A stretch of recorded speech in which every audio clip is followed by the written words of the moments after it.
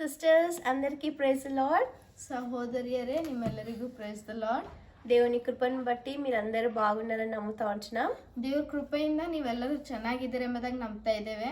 ఈరోజు కూడా మనం సిస్టర్స్ మీటింగ్ ప్రారంభం చేసుకోక మునుపు ఒక చిన్న ప్రార్థన చేసుకుందాం. ಇವತ್ತಿನ ದಿನ ಸಹೋದರ ಕೂಟ ಪ್ರಾರಂಭ ಮಾಡೋದಕ್ಕಿಂತ ಮುಂಚೆ ಒಂದು ಚಿಕ್ಕ ಪ್ರಾರ್ಥನೆ ಮಾಡಿ ಆರಂಭಿಸಿಕೊಳ್ಳೋಣ. ప్రేమగల తండ్రి, జీవముగల దేవా, ಪ್ರೀತಿ ಉಳ್ಳಂತ ತಂದೆ, ಜೀವುಳ್ಳಂತ ದೇವ, ఎన్నడూ మారని మార్పు చెందని గొప్ప రక్షక, ಯಾವತ್ತಿಗೂ ಮಾರ್ಪಾಟಿರ್ಲಾರದೆ ಇರುವಂತ ದೊಡ್ಡ ರಕ್ಷಕನೇ, మనమల్లందరినీ మీరు జ్ఞాపకం చేసుకొని ఇంకొక సిస్టర్స్ మీటింగ్ మాకు అనుగ్రహించిన విధానం బట్టి ಆರಾಧಿಸಿ ಪೂಜಿಸ್ತಾ ఉంటున్నాం. ನಮ್ಮೆಲ್ಲರನ್ನು ನೀವು ಜ್ಞಾಪಕ ಮಾಡಿಕೊಂಡು ಮತ್ತೊಂದು ಆವೃತ್ತಿ ಸಹೋದರಿಯರ ಕೂಟ ನಮಗೆ ಅನುಗ್ರಹಿಸಿದಕ್ಕೋಸ್ಕರ ಆರಾಧಿಸಿ ಪೂಜಿಸ್ತಾ ಇದ್ದೇವೆ. ప్రపంచమంతా పాండమిక్తో ఎంతో భయంకరమైన పరిస్థితుల ద్వారా ప్రయాణం చేస్తుండగా మమ్మల్ని మీరు ప్రేమించి ఇట్లాంటి పాండమిక్ సిచ్యువేషన్స్లో కూడా ఈ సిస్టర్స్ మీటింగ్ అనుగ్రహించిన విధానం బట్టి ಆರಾಧಿಸ್ತಾ ఉంటున్నాం.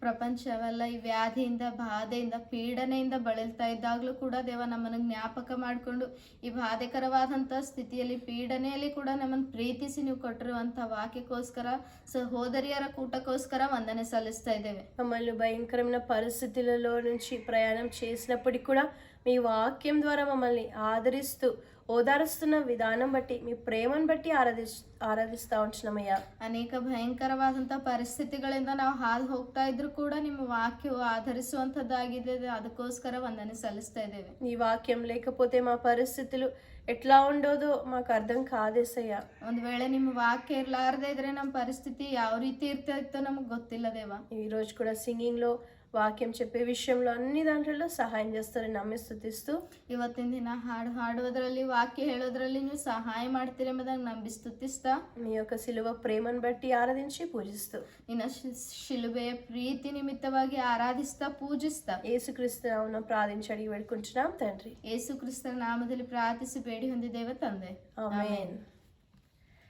మనం ఈరోజు ఉదయించే దివ్య రక్షకుడు ఈ పాట పాడుకుందాం. ನಾವು ಇವತ್ತಿನ ದಿನ ಉದಯಿಸಿದ ದಿವ್ಯ ರಕ್ಷಕನು ಎನ್ನುವಂತ ಹಾಡು ಹಾಡೋಣ.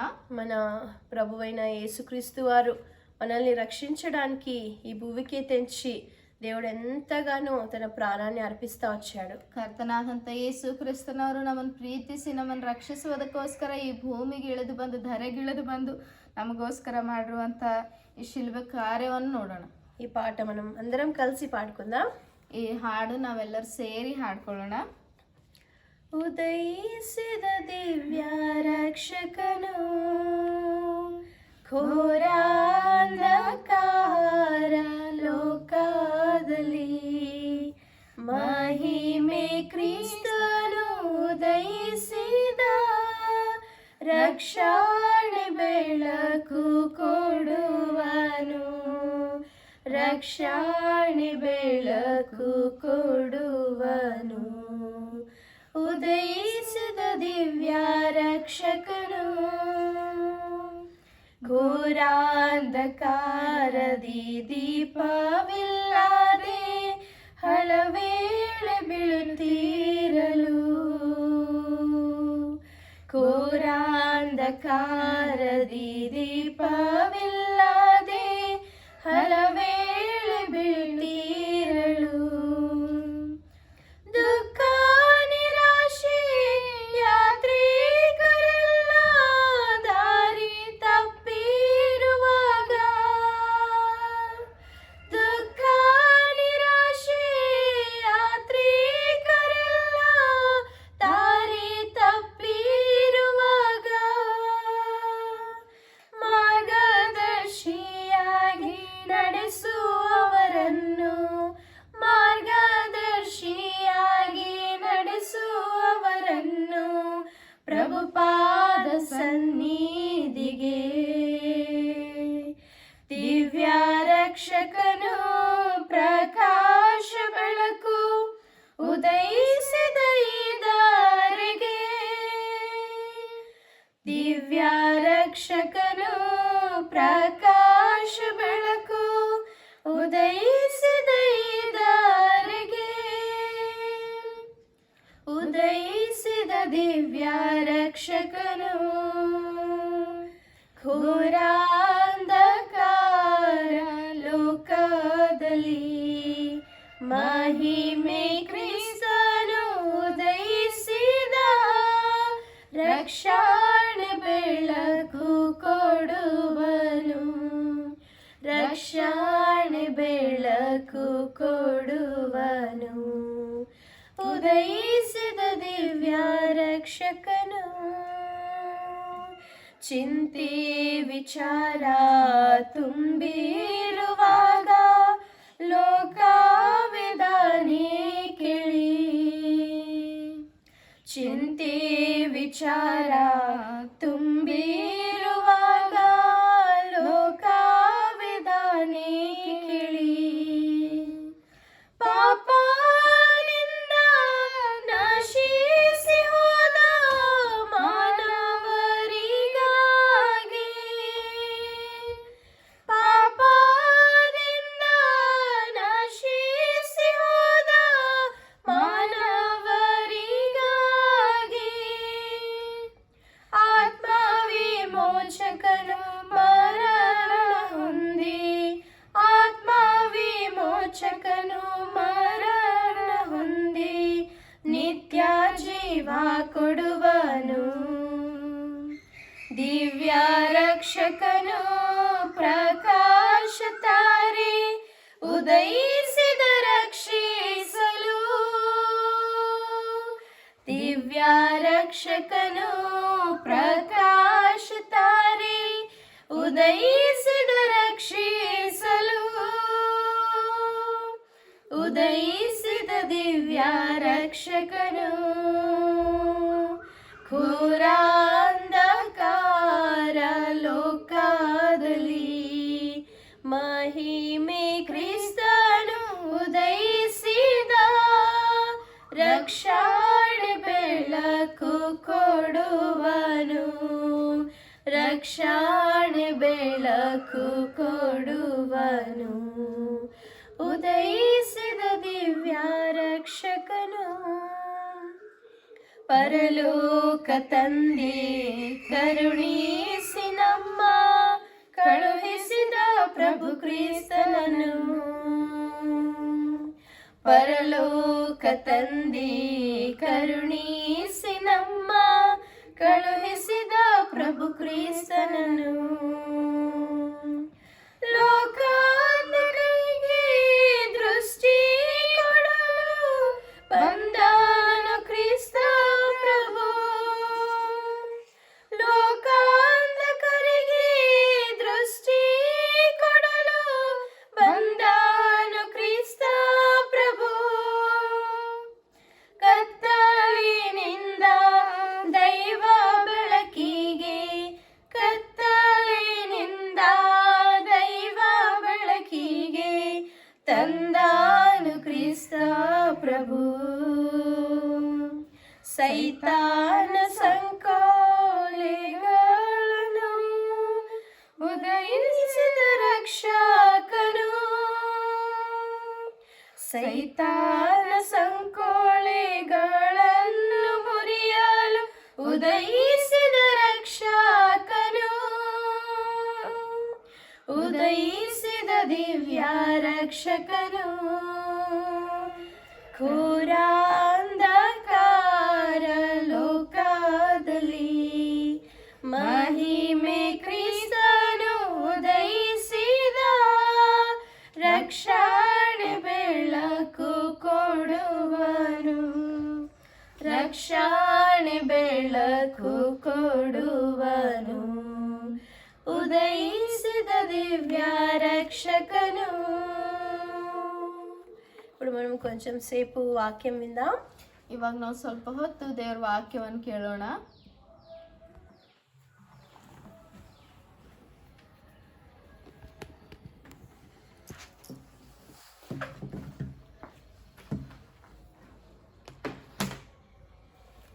We greet you all in the highly exalted, wonderful name of our Lord and Savior Jesus Christ.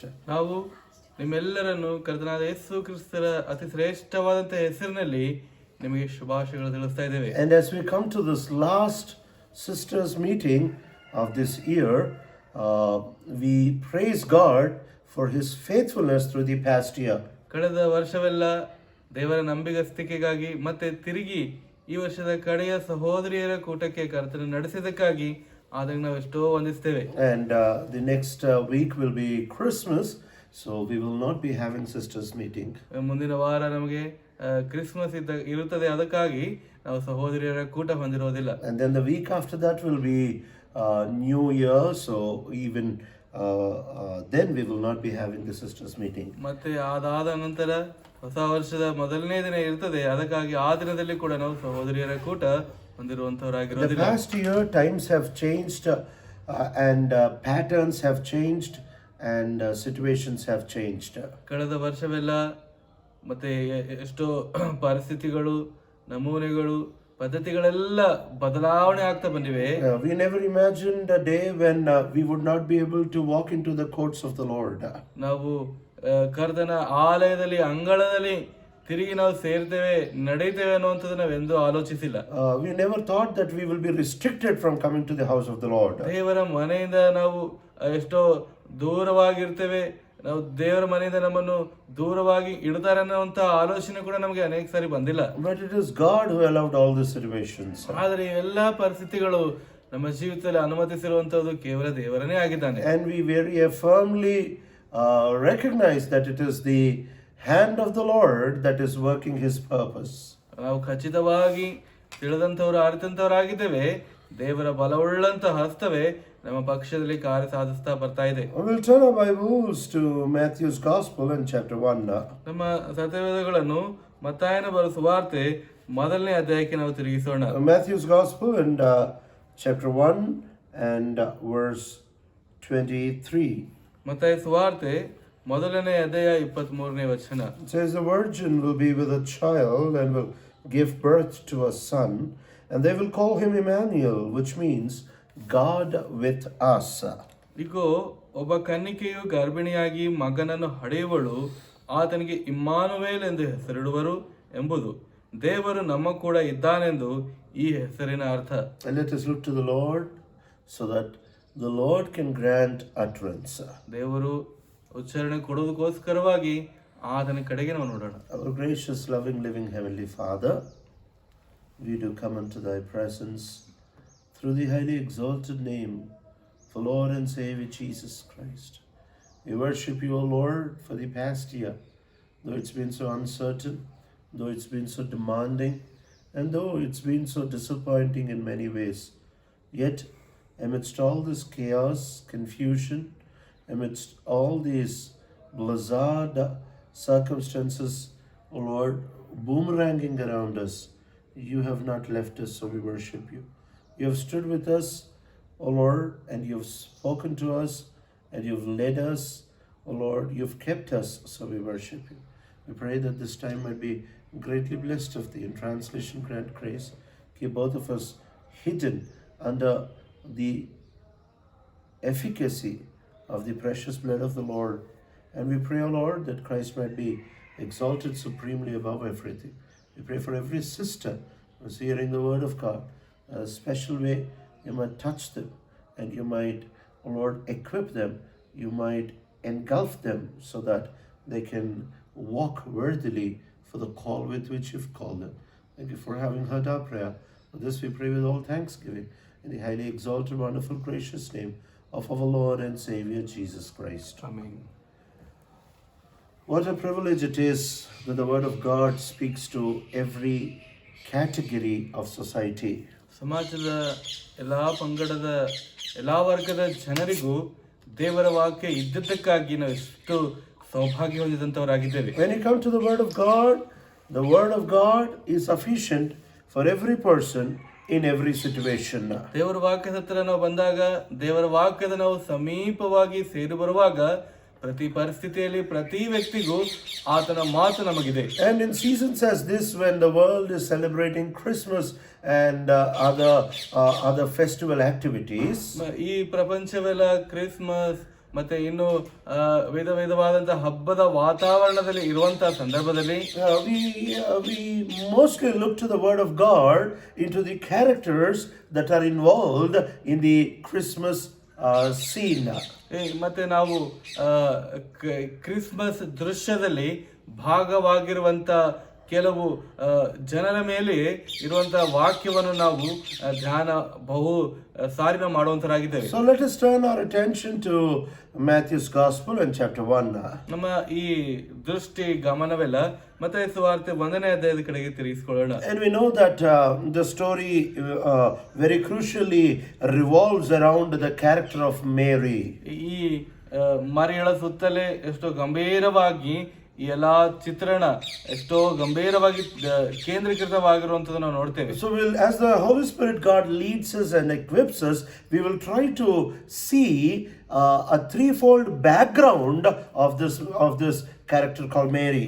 ಈ ಮೇರಿ ಎನ್ನುವಂತ ಈ ಗುಣಲಕ್ಷಣ ಹೊಂದಿರುವಂತ ಸ್ತ್ರೀಯ ಸುತ್ತಮುತ್ತಲು ಪರಿಶುದ್ಧಾತ್ಮ ದೇವರ ಅನುಮತಿಯ ಮೇರೆಗೆ, ಪರಿಶುದ್ಧಾತ್ಮ ದೇವರ ಸಹಾಯದ ಮೇರೆಗೆ ಒಂದು 3 ವಿಷಯಗಳನ್ನು ನೋಡಿಕೊಳ್ಳಲು ಪ್ರಯತ್ನ ಮಾಡೋಣ. We see the genealogy of the Lord Jesus is mentioned only in 2 Gospels. ನಾವು ಈ 2 ಸುವಾರ್ತೆಗಳಲ್ಲಿ, ಕೇವಲ 2 ಸುವಾರ್ತೆಗಳಲ್ಲಿ ಕರ್ತನಾದ ಯೇಸು ಕ್ರಿಸ್ತರ ವಂಶಾವಳಿ ಬರೆಯಲ್ಪಟ್ಟಿರುವಂತದ್ದು ನೋಡ್ತೇವೆ. In fact, even the birth of Jesus is mentioned only in these 2 Gospels. ಈ 2 ಸುವಾರ್ತೆಗಳಲ್ಲಿ ಮತ್ತೆ ಯೇಸು ಕ್ರಿಸ್ತರ ಜನನದ ಕುರಿತು ರಚಿಸಲ್ಪಟ್ಟಿರುವಂತದ್ದು ನೋಡ್ತೇವೆ. One in Matthew's Gospel because he is being portrayed as the King of Kings. ಮೊದಲನೇದಾಗಿ ಮತ್ತಾಯನ ಸುವಾರ್ತೆಯಲ್ಲಿ ಈ ಮತ್ತಾಯನ ಏನ್ ಮಾಡ್ತಾ ಇದ್ದಾನೆ ಅಂದ್ರೆ ಯೇಸು ಕ್ರಿಸ್ತರನ್ನು ರಾಜಾದಿ ರಾಜನಾಗಿ ತೋರಿಸ್ತಾ ಇದ್ದಾನೆ. And Luke's Gospel shows that Jesus came as the Son of Man. Luke ಸುವಾರ್ತೆಯಲ್ಲಿ ಯೇಸು ಕ್ರಿಸ್ತರನ್ನು ಮನುಷ್ಯ ಕುಮಾರನಾಗಿ ರಚಿಸ್ತಾ ಇದ್ದಾನೆ. So in both of these Gospels we see the genealogy of the Lord Jesus and the birth and the events are circled around the birth of the Lord Jesus. 2 ಸುವಾರ್ತೆಗಳಲ್ಲಿ ಯೇಸು ಕ್ರಿಸ್ತರ ವಂಶಾವಳಿ ಅಷ್ಟೇ ಅಲ್ಲ, ಯೇಸು ಕ್ರಿಸ್ತರ ಜನ್ಮ ತಾಳಿರುವಂತಹ ಸಂದರ್ಭದ ಸುತ್ತಣ ವಾತಾವರಣ, ಸುತ್ತಣ ಪರಿಸ್ಥಿತಿಯನ್ನು ಇವರು ಚಿತ್ರಣ ಮಾಡಿ ತಿಳಿಸ್ತಾ ಇದ್ದಾರೆ. And when you see from where Mary came, ನಾವು ಮರಿಯಳು ಎಲ್ಲಿಂದ ಬಂದಿದ್ದಾಳೆ ಅಂತೇಳಿ ನೋಡುವಾಗ Matthew's Gospel and chapter 1 we see a genealogy of Joseph. ಇಲ್ಲಿ ಮರಿಯಳ ಈ ಮತ್ತಾಯ ಸುವಾರ್ತೆ 1ನೇ ಅಧ್ಯಾಯದಲ್ಲಿ ಯೋಸೇಫನ ವಂಶಾವಳಿಯಲ್ಲಿ ಅಂತೇಳಿ ನೋಡ್ತೇವೆ. Now Jesus was actually no way born to Joseph. ಖಚಿತವಾಗಿ ಮತ್ತೆ ನೋಡ್ಬೇಕಂದ್ರೆ ಯೇಸು ಕ್ರಿಸ್ತರು ಎಲ್ಲಿಯೂ ಕೂಡ ಯೋಸೇಫನಿಗೆ ಜನ್ಮ ತಾಳಲಿಲ್ಲ. It was only in the genealogy records and in the registration records that Joseph was the father of Jesus. ವಂಶಾವಳಿ ಮತ್ತೆ ಸಂಗ್ರಹ ಮಾಡುವಂತ ಬರೆಯಲ್ಪಡುವಂತಹ ಗ್ರಂಥಗಳಲ್ಲಿ ಹೆಸರು ನಮೂದನೆ ಮಾಡುವಂತಹ ರಿಜಿಸ್ಟರ್ಗಳಲ್ಲಿ ಕೇವಲ ಯೇಸು ಕ್ರಿಸ್ತರ ತಂದೆ ಅಂತೇಳಿ ಯೋಸೇಫನಿಗೆ ಅಲ್ಲಿ ಸ್ಥಾನ ಕೊಡ್ತಾ ಇದ್ದಾರೆ. But biologically, genetically, Joseph had no connection with the birth of the Lord Jesus. Genetically ಮತ್ತೆ ಜೀವಶಾಸ್ತ್ರಕ್ಕೆ ಅನುಗುಣವಾಗಿ ಯಾವ ಮಾತ್ರಕ್ಕೂ ಕೂಡ ಯೋಸೇಫನು ಯೇಸು ಕ್ರಿಸ್ತರಿಗೆ ಸಂಬಂಧ ಹೊಂದಿರಲಾರದೆ ಇದ್ದಾನೆ. So the genealogy that is written in chapter 1 of Matthew is actually not the genealogy of the Lord Jesus. ಈ ಮತ್ತಾಯ ಸುವಾರ್ತೆ 1ನೇ ಅಧ್ಯಾಯದಲ್ಲಿ ಬರೆಯಲ್ಪಟ್ಟಂತ ವಂಶಾವಳಿ ನಿಜವಾಗಿ ನೋಡ್ಬೇಕಂದ್ರೆ ಯೇಸು ಕ್ರಿಸ್ತರ ವಂಶಾವಳಿ ಅಲ್ಲ ಅದು. It is just to portray that the Lord Jesus came through the family of Abraham and David. Abraham ದಾವೀದನ ಕುಟುಂಬದ ವಂಶಾವಳಿಯಲ್ಲಿ ಯೇಸು ಕ್ರಿಸ್ತರು ಬಂದಿದ್ದಾರೆ ಅಂತ ಹೇಳಿ ಕೇವಲ ಹೊರಪಡಿಸೋದಕ್ಕಾಗಿ ತೋರ್ಪಡಿಸೋದಕ್ಕಾಗಿ ಬರೆಯಲ್ಪಡ್ತಾ ಇದೆ. And this is where Satan was so put to shame. ಈ ಸ್ಥಳದಲ್ಲಿಯೇ ಶೈತಾನನು ಎಷ್ಟೋ ನಾಚಿಕೆ ಪಡ್ತಾ ಇದ್ದಾನೆ. Because David's line had a king called Jehoiakim. ದಾವೀದನ ವಂಶಾವಳಿಯಲ್ಲಿ ನೋಡ್ತೇವೆ ಯೆಹೋಯಾಕೀಮ ಎನ್ನುವಂತ ರಾಜನಿದ್ದಾನೆ. And when Jehoiakim was ruling and he rejected the word of God, God cursed his family and said, "None from your womb will sit on the throne." ಯೆಹೋಯಾಕೀಮನು ರಾಜನಾಗಿ ಸಿಂಹಾಸನದ ಮೇಲೆ ಪರಿಪಾಲನೆ ಮಾಡುವಾಗ ದೇವರ ವಾಕ್ಯ ತಿರಸ್ಕರಿಸಿದ ಕಾರಣದ ನಿಮಿತ್ತ ಆತನು ಶಪಿಸಲ್ಪಡ್ತಾ ಇದ್ದಾನೆ. ನಿನ್ನ ಸಂತಾನದಲ್ಲಿ ಯಾರು ಕೂಡ ಸಿಂಹಾಸನ ಏರೋದಿಲ್ಲ, ರಾಜ್ಯ ಪರಿಪಾಲನೆ ಮಾಡೋದಿಲ್ಲ. Cursed be your descendants, never will they sit on the throne. ನಿನ್ನ ಸಂತತಿಯಲ್ಲಿ ಯಾರು ಸಿಂಹಾಸನ ಏರೋದಿಲ್ಲ ಅಂತ ಹೇಳಿ ಶಪಿಸಲ್ಪಟ್ಟಿದ್ದಾನೆ. When this curse was pronounced upon the genealogy of that came from Solomon, ಸೊಲೊಮೋನನಿಂದ ಬಂದಂತ ಈ ವಂಶಾವಳಿಯ ಮೇಲೆ ಈ ಶಾಪ ಯಾವಾಗ ಬಿತ್ತು, Satan leaped with joy thinking the promise of the Messiah is over because God's curse fell upon this family. ಈ ಕುಟುಂಬದ ಮೇಲೆ ದೇವರ ಶಾಪ ಈಗ ಬಿದ್ದಿದೆ, ಈಗ ವಾಗ್ದಾನ ಮಾಡಲ್ಪಟ್ಟಂತ ಮೆಸ್ಸಿಯನು ಬರೋದಿಲ್ಲ ಅಂತೇಳಿ ಶೈತಾನನು ಹೆಗ್ಗರಿ ಹಾರಿ ಕುಣಿದಾಡಿದ್ದಾನೆ. But he did not know that there was a hidden remnant that the Lord was keeping for the coming of this Messiah. ಈ ಮೆಸ್ಸಯನ ಆಗಮನಕ್ಕೋಸ್ಕರವಾಗಿ ಕರ್ತನು ಮರೆಯಾಗಿಡಲ್ಪಟ್ಟಂತ ಶೇಷ ಇದೆ ಅಂತೇಳಿ ಆ ಶೈತಾನನಿಗೆ ಗೊತ್ತೇ ಇಲ್ಲ. And that is what we see in Luke's gospel. Luke ಸುವಾರ್ತೆಯಲ್ಲಿ ಅದನ್ನೇ ನಾವು ಗಮನಿಸ್ತೇವೆ. When you come to the genealogy that is written in Luke's gospel, Luke ಸುವಾರ್ತೆಯಲ್ಲಿ ಬರೆಯಲ್ಪಟ್ಟಂತ ವಂಶಾವಳಿಯ ಹತ್ರ ನಾವು ಬಂದಾಗ chapter 3, 3ನೇ ಅಧ್ಯಾಯದಲ್ಲಿ we see in verse 31 the son of Nathan, the son of David. ಮತ್ತೆ 31ನೇ ವಚನದಲ್ಲಿ ನೋಡ್ತೇವೆ, 31ನೇ ವಚನ ಕಡೆ ಭಾಗದಲ್ಲಿ ಇದೆ ನೋಡ್ರಿ, ಇವನು ನಾತಾನನ ಮಗನು, ಇವನು ದಾವಿದನ ಮಗನು. So Matthew chapter 1 is the genealogy that came from Solomon that was cursed never to have a king on the throne. ಸೊಲೊಮೋನನಿಂದ ಬಂದಂತ ವಂಶಾವಳಿ, ಶಪಿಸಲ್ಪಟ್ಟಂತ ವಂಶಾವಳಿ ಮತ್ತಾಯ ಸುವಾರ್ತೆ 1ನೇ ಅಧ್ಯಾಯದಲ್ಲಿ ನೋಡ್ತೇವೆ. ಅಲ್ಲಿ ನಿನ್ನ ಸಂತತಿಯಲ್ಲಿ ಯಾರು ಸಿಂಹಾಸನ ಏರಂಗಿಲ್ಲ ಅಂತೇಳಿ ಶಾಪ ಹೊಂದಿದಂತ ಸಂತತಿ. But when you come to Luke's gospel, we see that it is not the genealogy of Solomon, but it is the genealogy of Nathan. ಈ ಲೂಕ್ ಸುವಾರ್ತೆಯಲ್ಲಿ ಬರುವಂತ ಈ ವಂಶಾವಳಿ ಹತ್ರ ನಾವು ಬಂದಾಗ ಇಲ್ಲಿ ಸೊಲೊಮೋನನ ವಂಶಾವಳಿ ಇಲ್ಲ, ಇಲ್ಲಿ ನಾತಾನನ ವಂಶಾವಳಿ ಇದೆ. Never people thought that there is a boy called Nathan and he is going to give birth to the Messiah of the whole world. ಯಾರು ಕೂಡ ಎಂದು ಆಲೋಚಿಸಿಲ್ಲ, ಊಹಿಸಿಲ್ಲ ನಾತಾನನ ಅಂತ ಒಬ್ಬ ವ್ಯಕ್ತಿ ಇದ್ದಾನೆ, ಆತನ ಮುಖಾಂತರ ಮೆಸ್ಸಿಯನು ಭೂಲೋಕದಲ್ಲಿ ಬರ್ತಾನೆ ಅಂತೇಳಿ ಎಂದು ಯಾರು ಊಹಿಸಲಿಲ್ಲ. Nathan's family never sat on the throne. ನಾತಾನನ ಕುಟುಂಬ ಸಿಂಹಾಸನವನ್ನು ಎಂದು ಏರಲಿಲ್ಲ. Nathan's family never wore a crown. ನಾತಾನನ ಕುಟುಂಬದವರು ಎಂದು ಕಿರೀಟ ಧರಿಸಲಿಲ್ಲ. Nathan's genealogy never walked as a king. ನಾತಾನ ವಂಶಾವಳಿ ರಾಜ ವಂಶಾವಳಿ ಎಂದು ಲೆಕ್ಕಿಸಲ್ಪಡಲಿಲ್ಲ. But still God was keeping this remnant. ಆದರೂ ಕೂಡ ಈ ಶೇಷವನ್ನು ಕರ್ತನು ಕಾಪಾಡ್ತಾ ಇದ್ದಾನೆ. What a beautiful truth to understand this evening. ಈ ಸಾಯಂಕಾಲ ಸಮಯದಲ್ಲಿ ಎಷ್ಟು ಒಳ್ಳೆಯ ಸತ್ಯ ನಾವು ಗ್ರಹಿಸಲು ದೇವರು ನಮಗೆ ಅನುಕೂಲ ಮಾಡ್ತಾ ಇದ್ದಾರೆ. Maybe there is no throne for you to sit, there is no crown for you to wear, but still you are not rejected. You are a part of the remnant of the Lord. ನಿನಗೆ ಏರಲು ಸಿಂಹಾಸನ ಇರದೇ ಇರಬಹುದು, ನೀನು ಧರಿಸಲು ಕಿರೀಟ ಇರದೇ ಇರಬಹುದು, ಆದರೂ ಕೂಡ ತಿರಸ್ಕರಿಸಲ್ಪಟ್ಟಂತ ನಿನ್ನನ್ನು ಕರ್ತನು ಆರಿಸಿಕೊಂಡು ತನ್ನ ವಂಶಾವಳಿಯಲ್ಲಿ ಇಟ್ಟುಕೊಂಡು ತನ್ನ ಪ್ರಣಾಳಿಕೆ ನೆರವೇರಲು ಇಷ್ಟಪಡ್ತಾ ಇದ್ದಾನೆ. The fame of Solomon went far and wide to every nation of the ancient world. ಐತಿಹಾಸಿಕವಾದಂತಹ ಪೂರ್ವಿಕ ಕಾಲದಲ್ಲಿರುವಂತಹ ಪ್ರತಿ ದೇಶ, ಪ್ರತಿ ಪ್ರಾಂತ್ಯಕ್ಕೆ ಸೊಲೊಮೋನನ ಹೆಸರುವಾಸಿ ಹರಡಿ ಹಬ್ಬಿ ಹೋಯಿತು. The splendor of the temple that he built made records in the architecture of the time. ಆ ದಿನಗಳಲ್ಲಿರುವಂತಹ ಶಿಲ್ಪಿ ಕಲಾವಿದ್ಯದಲ್ಲಿ ಸೊಲೊಮೋನನ ಆಲಯದ ನಿರ್ಮಾಣದ ಭವ್ಯ ಉತ್ತುಂಗ ಸ್ಥಾನದಲ್ಲಿ ಏರಿ ಹೋಯಿತು. We see that this man had broken the nomenclature or the standards of the ruling of a king. ಈ ವ್ಯಕ್ತಿ ರಾಜರ ಪರಿಪಾಲನೆಯ ಹೆಸರಿನಲ್ಲಿರುವಂತ ಆ ದೊಡ್ಡ ಹೆಸರು ಗಳಿಸಿ ಆ ಹೆಸರು ವಾಸಿ ಆಗ್ಬಿಡ್ತಾ ಇದ್ದಾನೆ. And everybody's sight was all zoomed into the family of Solomon. How great and how awesome it is going to be. ಪ್ರತಿಯೊಬ್ಬರ ಕಣ್ಣು, ಪ್ರತಿಯೊಬ್ಬರ ದೃಷ್ಟಿ, ಅಯ್ಯೋ ಸೊಲೊಮೋನನ ಕುಟುಂಬ ಎಂತ ಭವ್ಯವಾದದ್ದು, ಎಷ್ಟು ದೊಡ್ಡದು, ಎಷ್ಟು ಹೆಸರುವಾಸಿ ಅಂತೇಳಿ ಪ್ರತಿಯೊಬ್ಬರ ಕಣ್ಣು ದೃಷ್ಟಿ ಅವರ ಮೇಲೆ ಕೇಂದ್ರೀಕೃತವಾಯಿತು. But there was somewhere in the corner a boy called Nathan who was never noticed by people, who was never recognized by people, who was not so outstanding among people. ಆದರೆ ಒಬ್ಬ ಹುಡುಗನಿದ್ದಾನೆ, ನಾತಾನನೆಂಬ ಹೆಸರುಳ್ಳಂತವನು, ಯಾರ ಕಣ್ಣದೃಷ್ಟಿಗೆ ಬೀಳದಂತನು, ಯಾರು ಗಮನ ಕೊಡದಂತೆ, ಯಾರು ಕೂಡ ಲೆಕ್ಕಕ್ಕೆ ಎಣಿಸಲಾರದಂತ ಆತ ಮರೆಯಾಗಲ್ಪಟ್ಟಂತ ಸ್ಥಳದಲ್ಲಿರುವಂತವನಾಗಿದ್ದಾನೆ. Christmas is a story that shows that God can use the dejected, the rejected, the outcast. Christmas ಒಂದು ಕತೆ ಏನಾಗಿದೆ ಅಂತಂದ್ರೆ, ದೇವರು ತಿರಸ್ಕರಿಸಲ್ಪಟ್ಟ, ತೃಣೀಕರಿಸಲ್ಪಟ್ಟ, ಬಹಿಷ್ಕರಿಸಲ್ಪಟ್ಟಂತವರನ್ನು ಕೂಡ ಬಳಸಬಲ್ಲನು. And it is not through men that God came, but it is through a woman that God came. ಆ ಒಬ್ಬ ಪುರುಷನಿಂದ ಅಲ್ಲ, ಒಬ್ಬ ಸ್ತ್ರೀಯಿಂದಲೇ ದೇವರು ಈ ಲೋಕಕ್ಕೆ ಬರ್ತಾ ಇದ್ದಾನೆ. And this genealogy has been so covered and has been so hid under the protection of the Lord.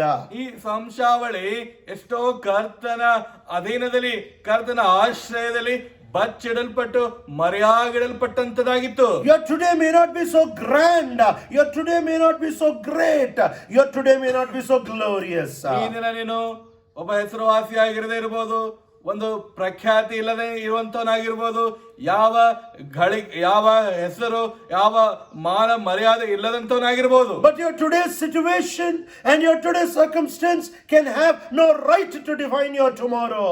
ಆದರೆ ಈ ದಿನದ ನಿನ್ನ ಪರಿಸ್ಥಿತಿ, ಈ ದಿನದ ನಿನ್ನ ಸ್ಥಿತಿಗತಿ ನಾಳೆಯ ಭವಿಷ್ಯತ್ ಕುರಿತು ಅದು ಹೇಳಲಾರದು. All you need to recognize is that the builder of your future is not situations and circumstances, but it is the Lord on the throne. ನೀನು ಗಮನಿಸಬೇಕಾಗಿರುವಂತದ್ದು, ನೀನು ದೃಷ್ಟಿ ಇಡಬೇಕಾಗಿರುವಂತದ್ದು ನಿನ್ನ ಸುತ್ತಲಿರುವಂತಹ ಸ್ಥಿತಿಗತಿಯ ಮೇಲೆ ಅಲ್ಲ, ನಿನ್ನ ಸೃಷ್ಟಿಕರ್ತ, ನಿನ್ನ ಭವಿಷ್ಯತ್ ನಿರ್ಮಾಣಕನಾದಂತ ಆ ಸುಂದರ ಕರ್ತನ ಮೇಲೆ. And what a beautiful name Nathan that David gave unto his son.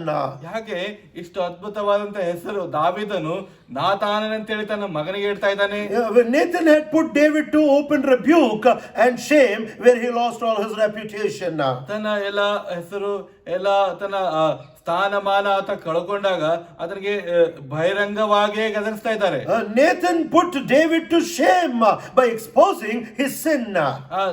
ದಾವೀದನು ಪಾಪವನ್ನು ಬಹಿರಂಗ ಪಡಿಸಿದ್ದಕ್ಕಾಗಿ ನಾತಾನನನ್ನು ದಾವೀದನು ಗದರಿಸ್ತಾ ಇದ್ದಾನೆ. And he faced so much of inconvenience and so much of loss because of the reprimandation of Nathan.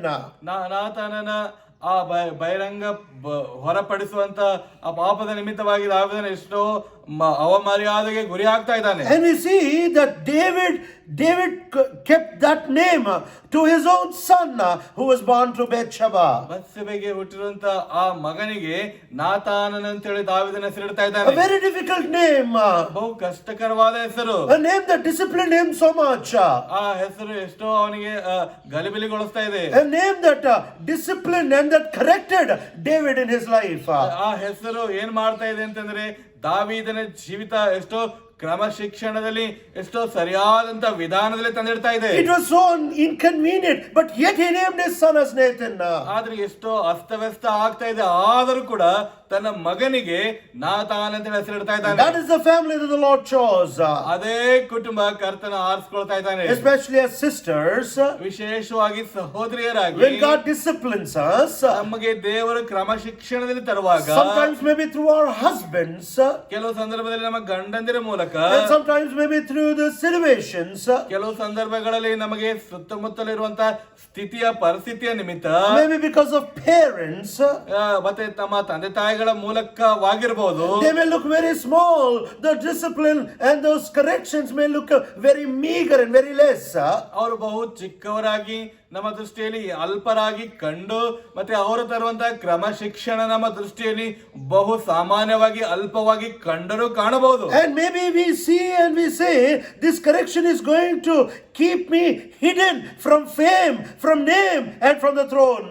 ಈ ಕ್ರಮಶಿಕ್ಷಣ ನನ್ನನ್ನು ಮತ್ತೆ ಹೆಸರುವಾಸಿಯಿಂದ, ನನ್ನ ಸುಪ್ರಸಿದ್ಧತೆಯಿಂದ, ನಾನು ಕಿರೀಟ ಧರಿಸುವುದರಿಂದ ನನಗೆ ದೂರ ಮಾಡಬಹುದು, ಮರೆ ಮಾಡಬಹುದು ಅಂತೇಳಿ ನಮಗೆ ಅನಿಸಬಹುದು. But the word of God says, when you come under the discipline of the Lord, ಆದ್ರೆ ದೇವರ ವಾಕ್ಯ ನಮಗೆ ಹೇಳ್ತದೆ, ಈ ಕ್ರಮಶಿಕ್ಷಣದ ಕೆಳಗಡೆ ನಾವು ಬಂದಾಗ it may take time and maybe years can also roll away. ಇದು ಸಮಯ ತೆಗೆದುಕೊಳ್ಳಬಹುದು. ಎಷ್ಟು ಅಂತಂದ್ರೆ ವರ್ಷಗಳೇ ಕಳೆದು ಹೋಗ್ಬೋದು. But a day is going to come when the Messiah and his image and his likeness will be portrayed through your life. ಆದರೆ ಒಂದಿನ ಬರ್ತದೆ, ಒಂದ್ ಕ್ಷಣ ಬರ್ತದೆ, ಮೆಸ್ಸೇಯನ ರೂಪ, ಮೆಸ್ಸೇಯನ ಹೋಲಿಕೆ ನಿನ್ನ ಶರೀರದ ಮೂಲಕ ಹೊರಪಡುವಂತದ್ದು ಜನರ ಎದುರುಗಡೆ ಕಾಣಬರುವಂತದ್ದಾಗಿರ್ತದೆ. So the genealogy of Jesus came from Mary. ಯೇಸು ಕ್ರಿಸ್ತರ ವಂಶಾವಳಿ ಮರಿಯಳ ಮೂಲಕವಾಗಿ ಬರ್ತಾ ಇದೆ. And she came from the not so popular, not so recognized, not so rich family of Nathan. ಆಕೆ ಎಲ್ಲಿಂದ ಬರ್ತಾ ಇದ್ದಾಳೆ ಅಂದ್ರೆ ಹೆಸರುವಾಸಿ ಇಲ್ಲದ, ಐಶ್ವರ್ಯತೆನೇ ಇಲ್ಲದ, ಸುಪ್ರಸಿದ್ಧವಾಗಿ ಇರದ ನಾತಾನನ ಕುಟುಂಬದಿಂದ ಆಕೆ ಬರ್ತಾ ಇದ್ದಾಳೆ. The grandest and the King of Kings came from a family that had no throne and no crown. ನೋಡ್ರಿ, ಎಷ್ಟೋ ಹೆಸರುವಾಸಿಯುಳ್ಳಂತ ರಾಜ್ಯ ಕುಟುಂಬ ರಾಜಮನೆತನದಿಂದ ಬರ್ತಾ ಇದ್ದಾರೆ. ಅವರಿಗೆ ಕಿರೀಟ ಇಲ್ಲ, ಸಿಂಹಾಸನ ಅವರಿಗೆ ಇಲ್ಲದೆ ಹೋಗ್ತಾ ಇದೆ. The Lord Jesus, the King of Kings and the Lord of Lords, came from a family that had no throne and no crown. ಕರ್ತನಾದ ಯೇಸು ಕ್ರಿಸ್ತನು ರಾಜಾಧಿರಾಜನು ಕರ್ತನಾಗಿರುವಂತವನು ಯಾವ ವಂಶಾವಳಿಯಿಂದ ಬರ್ತಾ ಇದ್ದಾನೆಂದ್ರೆ ರಾಜ ಸಿಂಹಾಸನ ಕಿರೀಟ ಧರಿಸಲಾರದ ಆ ವಂಶಾವಳಿಯಲ್ಲಿ ಬರ್ತಾ ಇದ್ದಾನೆ. But he was coming through a genealogy and a descendant that obeyed and respected the discipline of the Lord. ಯಾವ ಕುಟುಂಬದಿಂದ ಯೇಸು ಕ್ರಿಸ್ತರು ಬರ್ತಾ ಇದ್ದಾರೆ ಅಂದರೆ ಕ್ರಮಶಿಕ್ಷಣಕ್ಕೆ ವಿಧೇಯತೆ ತೋರಿ ಕರ್ತನ ಮಾತಿಗೆ ಒಳಗಾಗಿರುವಂತ ಕ್ರಮಶಿಕ್ಷಣದ ಕುಟುಂಬದಿಂದ ವಂಶಾವಳಿಯಲ್ಲಿ ಆತ ಬರ್ತಾ ಇದ್ದಾನೆ. So firstly, the story of Christmas revolves around the beautiful discipline of the Lord Jesus Christ. ಮೊಟ್ಟ ಮೊದಲನೇದಾಗಿ ಕ್ರಿಸ್ಮಸ್ ನಮಗೆ ಏನ್ ತಿಳಿಸ್ತಾ ಇದೆ, ಯಾವ ಸಂದೇಶ ನಮಗೆ ಕೊಡ್ತಾ ಇದೆ ಅಂದ್ರೆ ಕರ್ತನ ಕ್ರಮಶಿಕ್ಷಣಕ್ಕೆ ಒಳಗಾಗಿರುವಂತದ್ದೇ. And secondly, when you come into when we dive into the life of Mary, ಎರಡನೇದಾಗಿ ಮರಿಯಳ ಜೀವಿತದ ಕಡೆಗೆ ನಾವು ಗಮನ ಹರಿಸಿದಾಗ Matthew's Gospel in chapter 1 it says, ಸುವಾರ್ತೆ 1ನೇ ಅಧ್ಯಾಯ ಹೇಳ್ತದೆ, and verse 18, 18ನೇ ವಚನದಲ್ಲಿ, this is how the birth of Jesus Christ came about. His mother Mary was pledged to be married to Joseph, but before they came together, she was found to be with a child through the Holy Spirit. ಯೇಸು ಕ್ರಿಸ್ತನ ಜನನವು ಹೇಗಾಯ್ತೆಂದರೆ ಆತನ ತಾಯಿಯಾದ ಮರಿಯಳನ್ನು ಯೋಸೇಫನಿಗೆ ನಿಶ್ಚಯ ಮಾಡಿರಲಾಗಿ ಅವರು ಕೂಡುವುದಕ್ಕಿಂತ ಮುಂಚೆ ಆಕೆಯು ಪವಿತ್ರಾತ್ಮನಿಂದ ಬಸರಾಗಿದ್ದದ್ದು ತಿಳಿದು ಬಂತು. And when the Lord Jesus was being born, we see that Mary was being greeted in a very beautiful fashion. ಯೇಸು ಕ್ರಿಸ್ತರು ಜನ್ಮ ತಾಳೋದಕ್ಕಿಂತ ಮುಂಚೆ ಮರಿಯಳು ಒಂದು ಅದ್ಭುತವಾದ ವಿಧಾನದಿಂದ ಆಕೆಗೆ ಶುಭಾಶಯಗಳು ತಿಳಿಸ್ತಾ ಇದ್ದಾರೆ. And Luke's Gospel chapter 1 and verse 28 says, ಸುವಾರ್ತೆ 1ನೇ ಅಧ್ಯಾಯ 28ನೇ ವಚನ ಹೇಳ್ತದೆ, the angel went to her and said, greetings, you are highly favored, the Lord is with you. ಆ ದೂತನು ಆಕೆಯ ಬಳಿಗೆ ಬಂದು, ದೇವರ ದಯೆ ಹೊಂದಿದವಳೇ, ನಿನಗೆ ಶುಭವಾಗಲಿ, ಕರ್ತನು ನಿನ್ನ ಸಂಗಡ ಇದ್ದಾನೆ ಅಂದನು. And immediately Mary was so astonished and says in verse 29, what kind of greeting can this be? 29ನೇ ವಚನದಲ್ಲಿ ಮತ್ತೆ ಮುಂದೆ ಮರಿಯಳ ಪ್ರತ್ಯುತ್ತರ ನೋಡ್ತೇವೆ. ಆಕೆಯು ಆ ಮಾತಿಗೆ ತತ್ತರಿಸಿ ಇದೆಂತ ಆಶೀರ್ವಾದ ಎಂದು ಯೋಚನೆ ಮಾಡುತ್ತಿರಲಾಗಿ, because she was so shocked and so astonished, saying, how am I highly favored? ಆಕೆ ಬಹು ಆಶ್ಚರ್ಯಚಕಿತಳಾಗಿ ತತ್ತರಿಸಲ್ಪಟ್ಟವಳಾಗಿ, ಯಾವ ರೀತಿಯಾಗಿ ನಾನು ದೇವರ ದಯೆ ಹೊಂದುವುದಕ್ಕೆ ಸಾಧ್ಯ? How am I so highly favored in the sight of the Lord? ಕರ್ತನ ದೃಷ್ಟಿಯಲ್ಲಿ ಇಷ್ಟು ಅತ್ಯಧಿಕವಾದಂತ ದಯೆ ಕನಿಕರ ಹೊಂದಲು ನಾನು ಹೇಗೆ ಸಾಧ್ಯ? What is my worth? What am I? What is so special about me? ನಾನೇನು, ನನ್ನ ಬೆಲೆ ಏನು, ನಾನು ಎಂಥವಳು, ನನಗಿರುವಂತ ಪ್ರಾಮುಖ್ಯತೆ ಏನು? And when we see that the message of the Lord reached her, ಕರ್ತನ ಸಂದೇಶ ಆಕೆ ಹತ್ರ ತಲುಪಿದಾಗ it was an extraordinary message. ಅದು ಒಂದು ಅತ್ಯಾಶ್ಚರ್ಯವಾದಂತ ಸಂದೇಶ.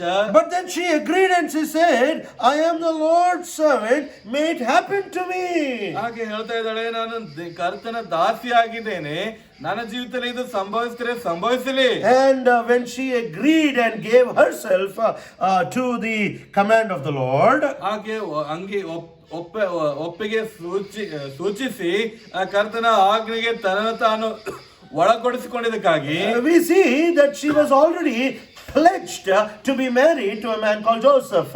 ಆಕೆ ಈಗಾಗಲೇ ಯೋಸೇಫನೆಂಬುವಂತ ಪುರುಷನಿಗೆ ಮದುವೆ ಮಾಡಿಕೊಳ್ಳೋದಕ್ಕೋಸ್ಕರವಾಗಿ ನಿಶ್ಚಿತಾರ್ಥದಲ್ಲಿ ಪ್ರಮಾಣ ಮಾಡಲ್ಪಟ್ಟಂತವಳು. Joseph was a very poor man. ಯೋಸೇಫನು ಬಹು ಬಡ ವ್ಯಕ್ತಿ. Joseph was a man who couldn't plan things properly. ಯೋಸೇಫನು ಎಂತಹ ವ್ಯಕ್ತಿ ಅಂದ್ರೆ ಸರಿಯಾದಂತ ರೀತಿಯಲ್ಲಿ ಯೋಜನೆ ಹಾಕಲಾರದಂತ ವ್ಯಕ್ತಿ. And Joseph was a man who was a very timid man. He was not ready to face the society very boldly. ಸಮಾಜವನ್ನು ಎಷ್ಟೋ ಧೈರ್ಯದಿಂದ ಆತನ ಎದುರುಗೊಳ್ಳಲಾರದಂತ ಒಬ್ಬ ಅಂಜುಬುರ್ಕನಾಗಿದ್ದನು. And Mary knew about Joseph. ಮರಿಯಳಿಗೆ ಯೋಸೇಫನ ಕುರಿತು ಗೊತ್ತಿತ್ತು. Because they were far relatives. They were connected. ಅವರು ಸಮೀಪ ಸಂಬಂಧಿಕರು, ಒಬ್ಬರಿಗೊಬ್ಬರು ಸಂಪರ್ಕ ಹೊಂದಿದಂತವರಾಗಿದ್ದರು. She knew that she would become the mother of the Messiah who would come into this world in human form. ಈ ಮಾನವ ಶರೀರದಲ್ಲಿ ಭೂಲೋಕಕ್ಕೆ ಬರುವಂತ ಮೆಸ್ಸಿಯನ ತಾಯಿಯಾಗಿ ನಾನು ಆಗ್ತೇನೆ ಅಂತ ಹೇಳಿ ಆಕೆಗೆ ಗೊತ್ತಿತ್ತು. She recognized that she would become the one of the greatest mothers in all mankind, that she would have a special place, an undeputed place in history. ಇತಿಹಾಸದಲ್ಲಿ ಮಾನವ ಕುಲದಲ್ಲಿಯೇ ಮತ್ತೆ ಯಾರಿಗೂ ಸಿಗಲಾರದಂತ ಸ್ಥಾನ, ಮತ್ತೆ ಎಲ್ಲಾ ತಾಯಂದಿರಿಗಿಂತ ಅತ್ಯುನ್ನತವಾದಂತಹ ಸ್ಥಾನ, ರಕ್ಷಕನನ್ನು ಈ ಲೋಕದಲ್ಲಿ ತರುವಂತ ಸ್ಥಾನ ತಾನು ಹೊಂದುತ್ತಾ ಇದ್ದೇನೆ ಅನ್ನುವಂಥದ್ದಾಗಿ ಚೆನ್ನಾಗಿ ಗೊತ್ತಿತ್ತು. She would have the name as the mother of the Lord Jesus Christ. ಹಾಗಾಗಿ ಕರ್ತನಾದ ಯೇಸು ಕ್ರಿಸ್ತರ ತಾಯಿ ಎನ್ನುವಂತ ಹೆಸರು ಹೊಂದುತ್ತೇನೆ ಅನ್ನುವಂಥದ್ದು ಕೂಡ ಗೊತ್ತಿತ್ತು. She knew that her place is undisputably one of the greatest place among womankind. ಅಸಾಮಾನ್ಯವಾಗಿ ಮತ್ತೆ ಎಲ್ಲಾ ಸ್ತ್ರೀಯರ ಎದುರುಗಡೆ ಆಕೆಗೆ ಸರಿಸಾಟಿ ಇಲ್ಲದಂತ ಒಳ್ಳೆಯ ಒಂದು ಸ್ಥಾನ ನನಗಿದೆ ಅಂತ ಹೇಳಕ್ಕೆ ಚೆನ್ನಾಗಿ ಗೊತ್ತಿತ್ತು. But then she also knew that her husband was very poor. ಮತ್ತೆ ಇನ್ನೂ ಒಂದು ವಿಷಯ ಕೂಡ ಆಕೆ ಚೆನ್ನಾಗಿ ಗೊತ್ತಿತ್ತು, ಏನಂದ್ರೆ ತನ್ನ ಗಂಡನು ಬಹು ಬಡವನಾದಂತ ವ್ಯಕ್ತಿ. And the marriage was not over. ಇನ್ನು ಮದುವೆ ಮುಗಿದೋಗಿಲ್ಲ. It was only the pledge of marriage, that is, it was only the word that they gave. ಇನ್ನು ಒಂದು ಮಾತು ಕೊಟ್ಟಿದ್ದಾರೆ, ಪ್ರಮಾಣ ಮಾಡಿದ್ದಾರೆ, ಏನಂದ್ರೆ ಮದುವೆಗಾಗಿ ಅವರು ಮದುವೆ ಮಾಡಿಕೊಳ್ತೇವೆ ಅಂತ ಹೇಳಿ ನಿಶ್ಚಿತಾರ್ಥದಲ್ಲಿ ಮಾತು ಕೊಟ್ಟುಕೊಂಡಂತವರಾಗಿದ್ದಾರೆ. And when she traveled with Joseph to register under the banner of David, ದಾವೀದನ ವಂಶಾವಳಿಯಲ್ಲಿ ತಮ್ಮ ಹೆಸರುಗಳನ್ನು ನಮೂದಿಸಲು ಅವರು ಪ್ರಯಾಣ ಮಾಡ್ತಿರುವಾಗ she got to know that this man was very unorganized. ಈ ವ್ಯಕ್ತಿ ಸರಿಯಾದಂತ ಯೋಜನೆ ಹಾಕಲಾರದಂತ ವ್ಯಕ್ತಿ ಅಂತ ಹೇಳಿ ಆಕೆ ಚೆನ್ನಾಗಿ ಗೊತ್ತಿತ್ತು. He did not plan her travel properly. He did not plan their stay properly. He did not plan his finances properly. ಆತನು ತನ್ನ ಪ್ರಯಾಣವಾಗಲಿ, ತಾನು ಇಳ್ಕೊಳ್ಳುವಂತ ಸ್ಥಳಕ್ಕಾಗಲಿ, ಮತ್ತೆ ಆರ್ಥಿಕ ವಿಷಯಗಳಿಗಾಗಲಿ ಸರಿಯಾದಂತ ಯೋಜನೆ ಹಾಕಲಿಲ್ಲ. And this man quietly wanted to divorce Mary. ಈ ವ್ಯಕ್ತಿ ಏನ್ ಮಾಡ್ಬೇಕಂತ ಇದ್ದಾನಂದ್ರೆ ಯಾರಿಗೂ ತಿಳಿಯದೆ ಮರಿಯಳನ್ನು ವಿಚ್ಛೇದನೆ ಮಾಡಿ ಬಿಟ್ಟು ಬಿಡ್ಬೇಕು ಅನ್ಕೊಳ್ತಾ ಇದ್ದನು. So in other words, the status of Mary is complete. The spiritual status and the future of Mary was very high when compared to this low poor man called Joseph.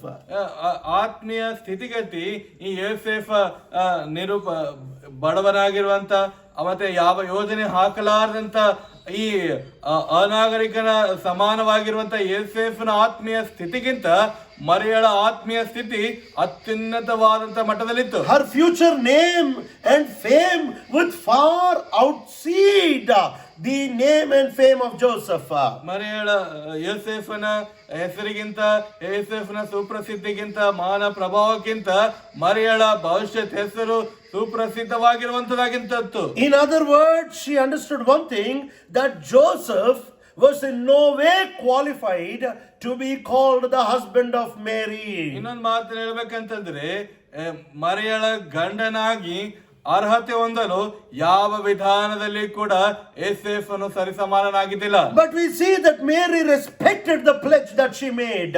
ಆದರೆ ಇನ್ನೊಂದು ಮಾತಿನಲ್ಲಿ ಇನ್ನೊಂದು ವಿಷಯ ನೋಡ್ತೇವೆ, ಏನಂತಂದ್ರೆ ಮರಿಯಳು ತಾನು ಮಾತು ಕೊಟ್ಟಿರುವಂತ ನಿಶ್ಚಿತಾರ್ಥದ ಪ್ರಮಾಣದ ಮಾತು ಮೇಲೆ ಆಕೆ ಸ್ಥಿರವಾಗಿದ್ದಳು. In spite of his poverty, in spite of his unorganized nature, in spite of his of his lowness in society, she stood for her pledge.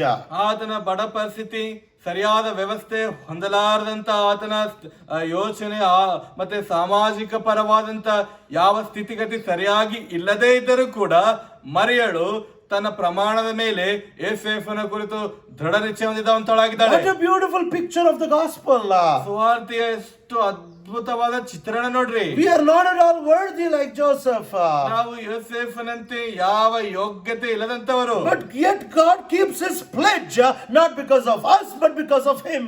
ಆದರೂ ಕೂಡ ದೇವರು ಆ ಪ್ರಮಾಣವನ್ನು ಕಾಪಾಡ್ತಾ ಇದ್ದಾರೆ, ಆ ಆಜ್ಞೆಯನ್ನು ತಾನು ಮಾಡಿರುವಂತ ವಚನ ಕಾಪಾಡ್ಕೊಳ್ತಾ ಇದ್ದಾರೆ ನಮ್ಮ ಪಕ್ಷದಲ್ಲಿ. In fact, it was more difficult for Mary to stay with Joseph than for Joseph to stay with Mary. ಇನ್ನೊಂದು ಮಾತಲ್ಲಿ ಹೇಳ್ಬೇಕಂದ್ರೆ ಯೋಸೇಫನೊಂದಿಗೆ ಮರಿಯಳಿಗೆ ಇರಲು ಕಷ್ಟಕರ, ಅದಕ್ಕೆ ಯೋಸೇಫನು ಮರಿಯಳೊಂದಿಗೆ ಇರೋದಕ್ಕಿಂತ. So we need to recognize, we need to understand that Mary had a very tough time with this man Joseph in the beginning. ಪ್ರಾರಂಭದಲ್ಲಿ ಯೋಸೇಫನ್ ಎಂಬುವಂತ ಈ ವ್ಯಕ್ತಿಯೊಂದಿಗೆ ಮರಿಯಳು ಇರಲು ಬಹು ಕಷ್ಟಕರವಾಗಿರುವಂತ ಸ್ಥಿತಿ ಆಗಿತ್ತು. Because his financial situations were very, very squeezed up and very narrow. ಆತನ ಆರ್ಥಿಕ ಸ್ಥಿತಿಗತಿ ಎಷ್ಟೋ ಅವು ಇಕ್ಕಟ್ಟಾದಂತ ಸ್ಥಿತಿಯಿಂದ ಹೋಗ್ತಾ ಇತ್ತು. And yet she recognized, ಆದರೂ ಕೂಡ ಆಕೆ ಗಮನಿಸಿಕೊಂಡಿದ್ದಾಳೆ, when God works, poverty, financial problems are no barriers for the moving of the Spirit of the Lord.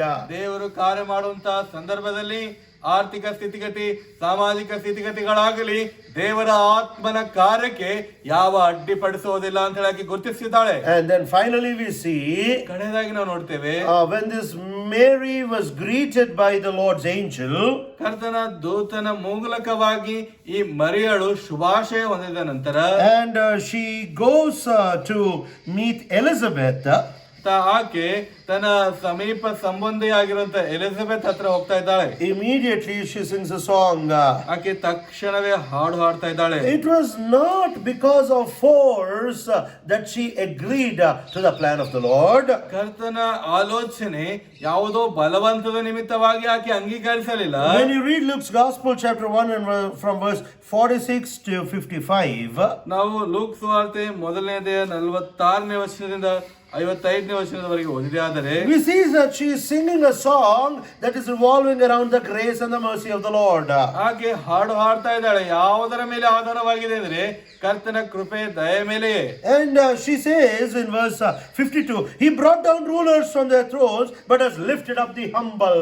52ನೇ ವಚನದಲ್ಲಿ ನೋಡ್ತೇವೆ, ಪ್ರಭುಗಳನ್ನು ಸಿಂಹಾಸನದೊಳಗೆ ದೊಬ್ಬಿ ದೀನ ಸ್ಥಿತಿಯವರನ್ನು ಉನ್ನತ ಸ್ಥಿತಿಗೆ ತಂದಿದ್ದಾನೆ ಅಂತ ಹಾಡ್ತಾ ಇದ್ದಾಳೆ. So we see that she understood that Solomon's throne is falling, and Alexander's throne is falling, and Napoleon's throne is falling.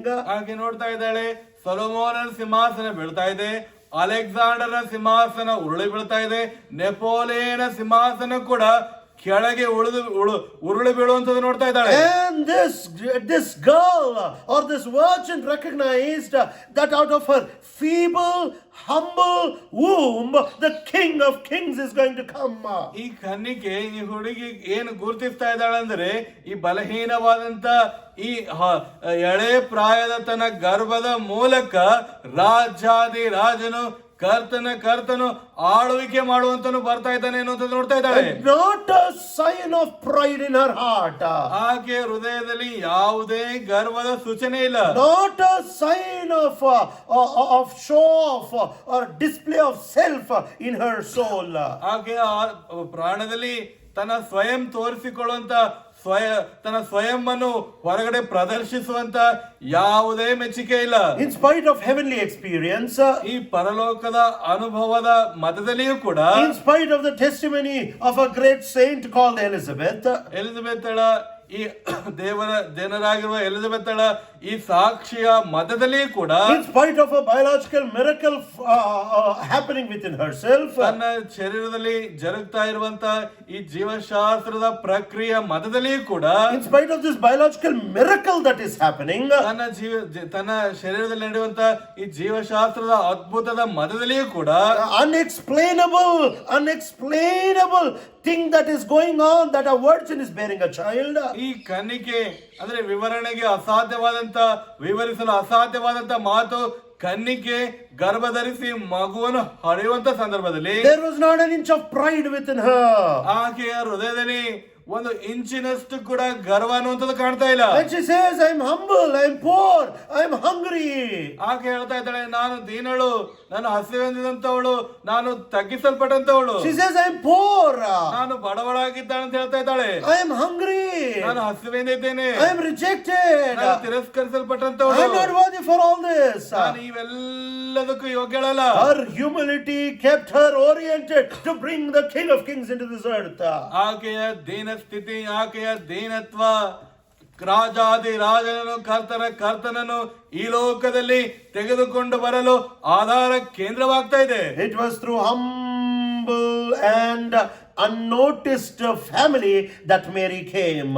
ದೀನವಾದಂತ, ಯಾರು ಗಮನಿಸದ, ದೃಷ್ಟಿಸದ ಕುಟುಂಬದ ಮೂಲಕವಾಗಿ ಮರಿಯಳು ಈ ಲೋಕದಲ್ಲಿ ಬರ್ತಾ It ಇದ್ದಾಳೆ. was when she kept the pledge with a poor man, with an unorganized man, and with a man who was so afraid.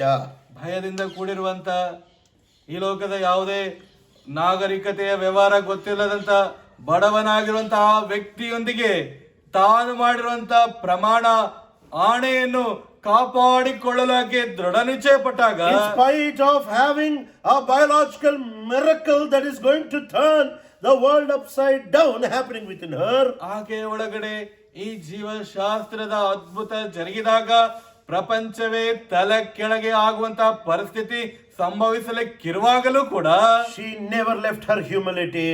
ತನ್ನ ದೀನತ್ವವನ್ನು ಆಕೆ ಎಂದಿಗೂ ಬಿಡಲಿಲ್ಲ.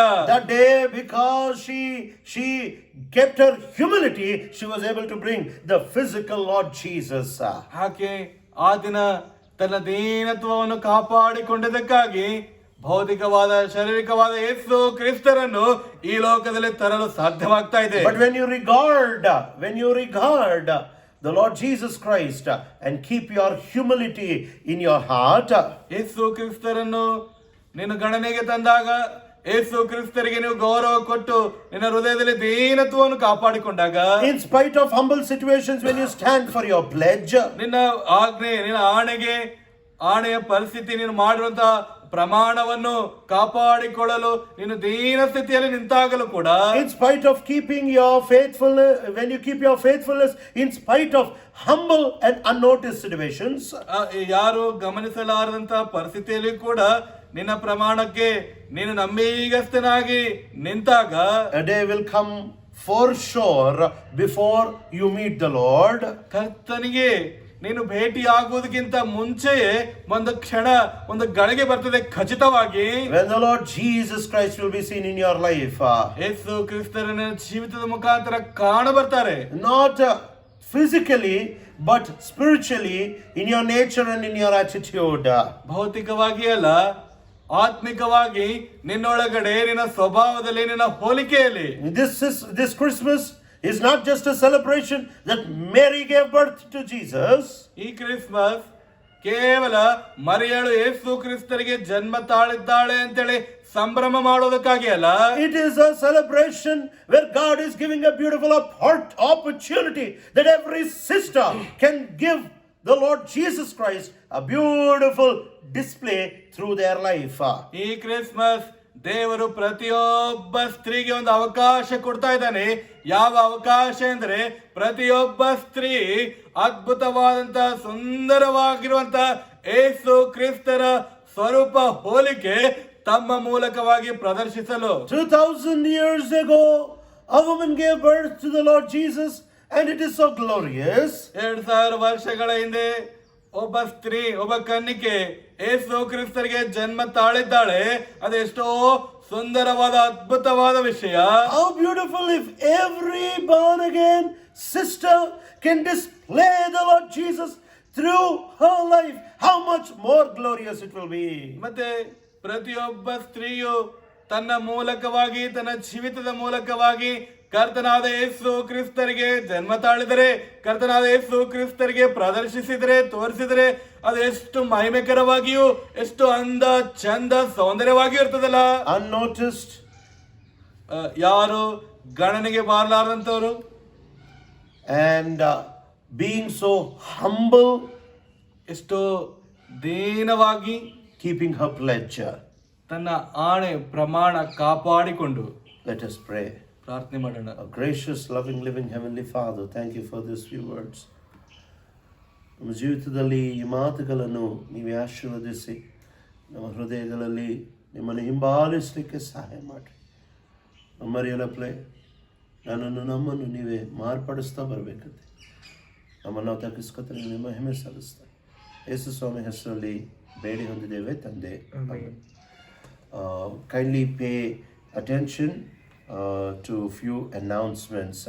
ದಯಮಾಡಿ ಕೆಲವು ಪ್ರಕಟಣೆಗಳ ಕಡೆಗೆ ನಿಮ್ಮ ಗಮನ ಕೊಡಬೇಕಾಗಿ ಮನವಿ ಮಾಡ್ತೇವೆ. Christmas onwards, we have a separate service for people who are above 60 years.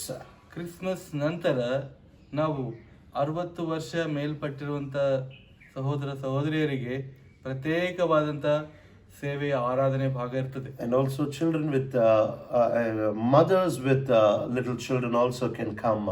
ಮತ್ತೆ ಚಿಕ್ಕ ಮಕ್ಕಳು ಹೊಂದಿರುವಂಥ ತಾಯಿಯಂದಿರು ಕೂಡ ನೀವು ಬರಬಹುದು. Because of the desire of people to attend the house of the Lord. ಯಾಕಂದ್ರೆ ಪ್ರಜೆಗಳ ಆಶೆ ಬಯಕೆ ದೇವರ ಮನೆಗೆ ನಾವು ಹಾಜರಾಗಬೇಕೆನ್ನುವಂಥದ್ದರ ನಿಮಿತ್ತ From the Sunday after Christmas, everybody who are above the age of 60 and who are the mothers of little children can come at 12 o'clock. ಮತ್ತೆ Christmas ನಂತರದ ರವಿವಾರದಿಂದ 60 ವರ್ಷ ಮೇಲ್ಪಟ್ಟಂಥವರು ಮತ್ತೆ ಚಿಕ್ಕ ಮಕ್ಕಳು ಹೊಂದಿರುವಂಥ ತಾಯಂದಿರು ಕೂಡ ನೀವು ಆರಾಧನೆಯಲ್ಲಿ ಪಾಲು ಹೊಂದಬಹುದು. ನೀವು 12 ಗಂಟೆಯಿಂದ ಈ ಆರಾಧನೆಯ ಸೇವೆಯಲ್ಲಿ ಪಾಲ್ಗೊಳ್ಳಬಹುದು. And you can pass on this information to those who may be unaware of this change. ಈ ಬದಲಾವಣೆಯ ಕುರಿತು ಯಾರಿಗೆ ಏನು ಗೊತ್ತಿಲ್ಲವೋ ಅವರೆಲ್ಲರಿಗೂ ಈ ಸಂದೇಶ ನೀವು ಹಂಚಬಹುದು. And Christmas we will be having only one service at 10 o'clock in the morning. Christmas ದಿನದಂದು ನಾವು ಒಂದೇ ಸೇವೆ ಹೊಂದಿರ್ತೇವೆ ಮುಂಜಾನೆ 10 ಗಂಟೆಗೆ. So please keep all these things in your notice and attend accordingly. ದಯಮಾಡಿ ಇವೆಲ್ಲ ವಿಷಯಗಳು ಗಮನದಲ್ಲಿಟ್ಟುಕೊಂಡು ಮತ್ತೆ ನಿಮಗೆ ಅನುಕೂಲವಾದಂಥ ವಿಧಾನದಲ್ಲಿ ನೀವು ಹಾಜರಾಗಬೇಕಾಗಿ ಮನವಿ ಮಾಡ್ತೀವಿ. May the Lord keep you safe and keep you spiritual. ದೇವರು ನಿಮಗೆ ಕ್ಷೇಮವಾಗಿಯೂ ಆತ್ಮೀಯವಾಗಿಯೂ ಇಡಲಿ. Praise the Lord.